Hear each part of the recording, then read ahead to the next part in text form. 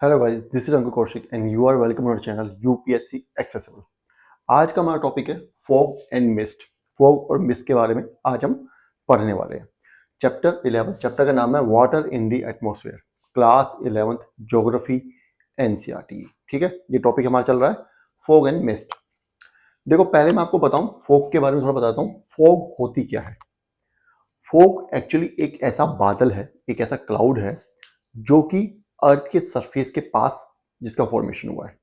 ठीक है, generally cloud जो वो ऊपर बनते हैं आसमान में, हाई एल्टीट्यूड्स पे। लेकिन अगर वही उसी तरीके का कंडेंसेशन जैसा क्लाउड्स में होता है वैसा ही अर्थ के सरफेस के पास हो जाए तो उसको हम फॉग बोलते हैं। होता क्या है, हवा में मॉइस्चर होता है। ठीक है, जब मॉइस्चर है अचानक से अगर उस एयर मास का जिसमें मॉइस्चर है उसका टेम्परेचर बहुत ज़्यादा कम हो जाए, ठीक है, वो ठंडी होने लगे, तो ऑब्वियस सी बात है उसकी रिलेटिव ह्यूमिडिटी बढ़ जाएगी, उसकी मॉइस्चर कैरिंग कैपेसिटी कम हो जाएगी और कंडेंसेशन स्टार्ट हो जाएगा। एक्सेस मॉइस्चर रिलीज कर देगी। क्या होगा जब कंडेंसेशन होगा तो बादल बनता है। वो बादल अर्थ सरफेस पे फॉग कहलाता है। समझ आ गया? Fog is a cloud with its base very near to the ground. Fog एक ऐसा क्लाउड है जिसका बेस ग्राउंड के बहुत नजदीक होता है। ठीक है, कैसे बनता है? When the temperature of an air mass containing a large quantity of water vapour falls all of a sudden. किसी लार्ज एयर मास का टेम्परेचर अगर जिसमें कि बहुत सारा मॉइस्चर है अगर एकदम से कम हो जाता है, condensation takes place. Condensation takes place करता है within itself on dust particles. Condensation के लिए सबसे ज्यादा जरूरी क्या है? Dust particles. अगर न्यूक्लियाई नहीं होगा, हाइग्रोस्कोपिक न्यूक्लियाई, तो कंडेंसेशन नहीं होगा। और यहां पे मैं आपको बताना चाहता हूं एक बात याद रखिएगा, जितना ज्यादा हाइग्रोस्कोपिक न्यूक्लियाई प्रेजेंट होगा, जितने ज्यादा डस्ट पार्टिकल्स होंगे, कंडेंसेशन भी उतना ही ज्यादा होगा। अगर मान लीजिए हमारे पास एयर है, एयर में मॉइस्चर है, टेम्परेचर भी कम हो गया, लेकिन हमारे पास हाइग्रोस्कोपिक न्यूक्लियाई नहीं है उस एनवायरमेंट में, तो कंडेंसेशन नहीं होगा, क्लाउड फॉर्मेशन नहीं होगा, फॉग फॉर्मेशन नहीं होगा, भूल जाओ। अगर कम है तो कम होगा, जितना ज्यादा न्यूक्लियाई हमारे पास होगा उतना ज्यादा कंडेंसेशन के चांसेस बनते जाएंगे, बशर्ते बाकी सारी कंडीशंस पूरी हो रही हैं। समझ गए? आगे चलते हैं। Because of fog and mist the visibility becomes poor to zero. Fog और मिस्ट की वजह से विजिबिलिटी जो है वो बहुत ही कम हो जाती है। देखो, फॉग और मिस्ट जो लगभग एक ही जैसी चीज है, थोड़ा सा उनमें फर्क है। फॉग का मैंने बता ही दिया, मिस्ट का मैं अभी बताने वाला हूँ आगे। लेकिन उससे पहले हमारे पास एक दूसरी बहुत इंपॉर्टेंट टर्म यहाँ पे एनसीईआरटी में दी हुई है कि स्मोक क्या होता है। ठीक है, स्मोक क्या होता है? SMOG, smoke. अब देखो, नाम से आपको पता चल रहा है कि इसका लेना देना स्मोक और फॉग से है। बिल्कुल सही बात है, smoke plus fog is smoke. जब स्मोक और फॉग, धुआं मतलब, मिक्स हो जाते हैं तो उसको हम फॉग बोलते हैं। लेकिन ये मिक्सचर ऐसा नहीं होता कि इधर से स्मोक आ रहा है, धुआं, इधर से फॉग आ रहा है और दोनों मिक्सअप हो गए। नहीं, ऐसा मिक्सअप नहीं है। ये मिक्सअप ऐसा है कि मैंने भी आपको बताया कि कंडेंसेशन के लिए सबसे ज्यादा जरूरी चीज जो होती है वो हाइग्रोस्कोपिक न्यूक्लियाई होता है। ठीक है, स्मोक के अंदर बहुत सारे ऐसे न्यूक्लियस होते हैं, बहुत सारे ऐसे सॉलिड माइन्यूट पार्टिकल्स होते हैं जो कि न्यूक्लियाई का काम कर सकते हैं। जब कंडेंसेशन उन स्मोक पार्टिकल्स के अराउंड होने लगे जो कि न्यूक्लियाई का काम कर रहे हैं तो स्मोक बनता है। और क्योंकि वो स्मोक के अंदर ऐसे जो पार्टिकल्स हैं जो डस्ट पार्टिकल्स जैसे हैं, माइक्रोस्कोपिक न्यूक्लियाई का काम करते हैं, वो बहुत ज्यादा होते हैं, इसलिए स्मोक हमेशा डेंस होती है, काफी कंडेंसेशन बहुत ज्यादा होता है। समझ आ रहा है मैं क्या कहना चाह रहा हूँ? फोग में कंडेंसेशन जो होता है वो डस्ट पार्टिकल्स के अराउंड होता है। ठीक है, वो डस्ट पार्टिकल्स जो वो न्यूक्लियाई का काम करते हैं। स्मोक में स्मोक पार्टिकल्स, डस्ट पार्टिकल्स तो होते हैं लेकिन स्मोक पार्टिकल्स भी होते हैं। डस्ट पार्टिकल्स एटमॉस्फेयर में लिमिटेड होते हैं तो कंडेंसेशन भी लिमिटेड हो पाता है। लेकिन जब डस्ट पार्टिकल्स के साथ साथ स्मोक पार्टिकल्स भी आते हैं तो कंडेंसेशन बहुत ज्यादा होता है।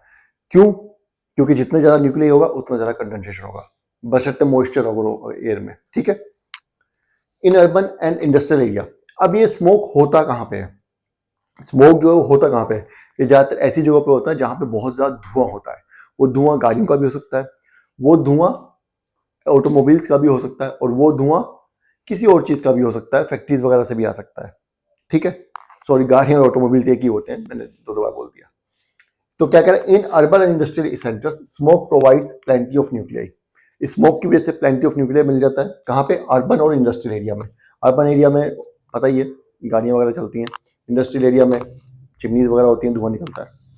Which help the formation of fog. And mist, जिसकी वजह से फॉग और मिस्ट बनने में हेल्प मिलती है। लेकिन क्योंकि वो जो फॉग और मिस्ट जो का जो कंडेंसेशन हुआ है वो जिस न्यूक्लियर के अराउंड हुआ है वो स्मोक के न्यूक्लियर है, वो धुएं की न्यूक्लियर है, इसलिए उसको हम स्मोक बोलते हैं। Such a condition when fog is mixed with smoke is described as smoke. ऐसी कंडीशन जिसमें कि स्मोक जो है वो मिक्स हो जाता है फॉग के साथ, उसको हम स्मोक कहते हैं। ठीक है, ये आपको स्मोक के बारे में समझ आ गया। और इस स्मोक के यहाँ पे दो एग्जाम्पल देने हैं मुझे आपको। पहला एग्जाम्पल है पराली। पराली जब होती है क्या करते हैं, ऊपर से फसल काट लेते हैं, नीचे जो फसल की ठूठ बच जाती है उनको भी इकट्ठा करके जला देते हैं। वो धुआं दिल्ली में आता है, सर्दियों की बात है, और क्योंकि ठंड है तो वो धुआं काफी टाइम तक ठंडी हो जाती है, हवा तो नीचे ही रहता है। उसके बाद क्योंकि उस धुएं में न्यूक्लियाई है, न्यूक्लियाई बहुत ज्यादा है, तो कंडेंसेशन भी होता है, हवा में मॉइस्चर भी है, टेम्परेचर भी नीचे जा रहा है रात को, है ना, तो वो भी होता है। तो इन दिल्ली में जब पराली के टाइम पे, सर्दियों में, उस टाइम पे जब पराली जो जलाते हैं उस टाइम पे स्मोक बनता है। आप देखते हैं, बताते हैं, न्यूज वगैरह में देखा होगा, बहुत ज्यादा कोहरा हो जाता है, धुआं हो जाता है, दिखता नहीं किसी को कुछ भी, है ना, वो स्मोक ही होता है। ठीक है, दूसरा एक एग्जाम्पल यहाँ पे हमारा दिवाली का। दिवाली जिस दिन हम बड़ी दिवाली बनाते हैं, बहुत सारे पटाखे फोड़ते हैं, फायर क्रैकर्स बंद करते हैं, उससे अगले दिन आपको बहुत ज्यादा धुआं मिलता है, कोहरा जैसा मिलता है, बहुत ज्यादा मिलता है। क्यों होता है वो? क्योंकि स्मोक होता है, पटाखों से धुआं हुआ, वो धुआं ने हाइग्रोस्कोपिक न्यूक्लियाई के लिए हमें को पार्टिकल्स दे दिए। अब कंडेंसेशन तो होगा क्योंकि सर्दियां आ चुकी हैं, दिवाली के टाइम पे मौसम हल्का हल्का ठंडा होने लगता है ना, तो एटमॉस्फेयर भी ठंडा हो रहा है, रात को और ज्यादा ठंडा हो जाएगा, तो क्या होगा, हवा कंडेंस हो जाती है, एयर कंडेंस हो जाएगी, तो तब भी स्मोक बन जाता है। ठीक है, ये दो एग्जांपल आपको समझ आ गए। अब हम बढ़ते हैं मिस्ट की तरफ, मिस्ट और देख लेते हैं मिस्ट क्या होती है। चलिए,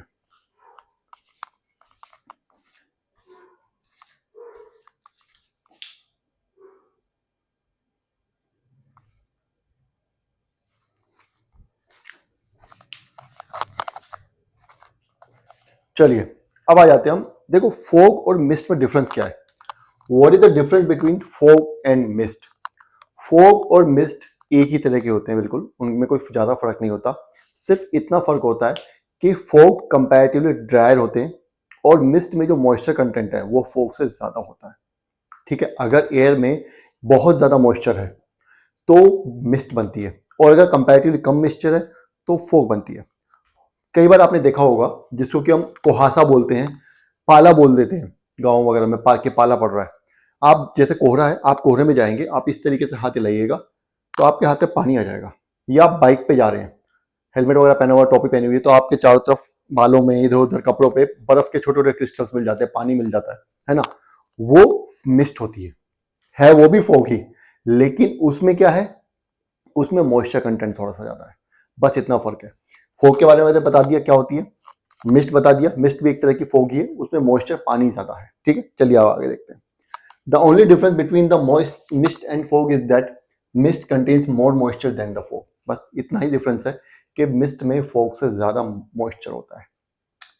इन mist each nuclear contains a thicker layer of moisture. ये देखो, ये हमारा हाइग्रोस्कोपिक न्यूक्लियर है।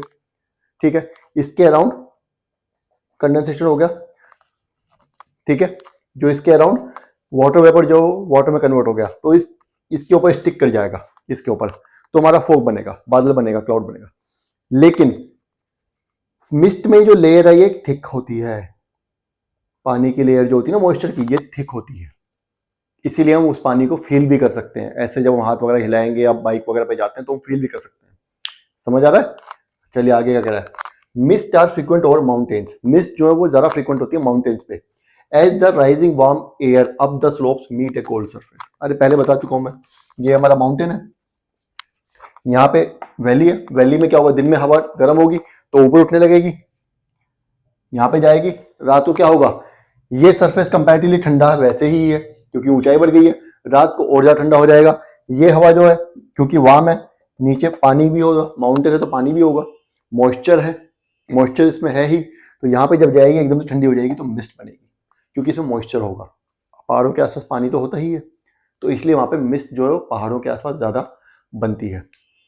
Fogs are drier than mist. Fogs जो होती है वो मिस्ट से ज्यादा ड्राई होती हैं, and they are prevalent where warm currents of air come in contact with cold currents. ये कह रहा है कोई रीजन है, मान लीजिए ये हमारा एक कोई लैंड का टुकड़ा है, यहाँ पे वार्म करंट आ रहा है, यहाँ से कोल्ड करंट आ रहा है, तो इस रीजन में फॉग बनेगी, फॉग बनने वाली है। क्यों? जब वार्म करंट और कोल्ड करंट ओवरलैप करेंगे तो ज्यादातर फॉग बनती है, ठीक है। हालांकि चलिए अभी यहीं पे छोड़ते हैं, इसका एक इसमें यहाँ पे क्वेश्चन रेज होता है, वो मैं अभी आपको बताने वाला हूं। Fogs are mini clouds, fogs जो होते हैं मिनी क्लाउड्स होते हैं, in which condensation takes place around nuclei provided by, जिनमें कि कंडेंसेशन न्यूक्लियाई के अराउंड जो होता है टेक प्लेस करता है। और वो न्यूक्लियाई कौन से हो सकते हैं? डस्ट हो सकते हैं, स्मोक हो सकता है, ठीक है। अगर स्मोक हुआ तो क्या होगा? स्मोक बनेगा। और सॉल्ट पार्टिकल्स भी हो सकते हैं। अब ये सॉल्ट पार्टिकल्स कहां से आए?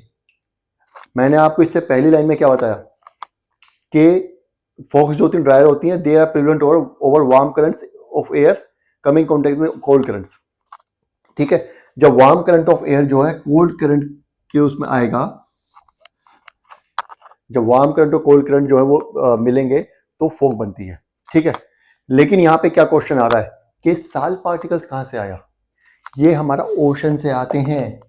ओशन में जब इवापोरेशन होता है, ओशन में जब इवापोरेशन होता है तो क्या होता है? ओशन में जब इवापोरेशन होगा तो उसके साथ साथ थोड़े जो नमक है, सॉल्ट पार्टिकल्स हैं, वो भी उसमें आ जाते हैं, और वो बाद में क्या होता है? वो हाइग्रोस्कोपिक न्यूक्लियाई का काम करते हैं, ठीक है। यहीं पे एक क्वेश्चन अराइज होता है कि जब cold water currents, cold water,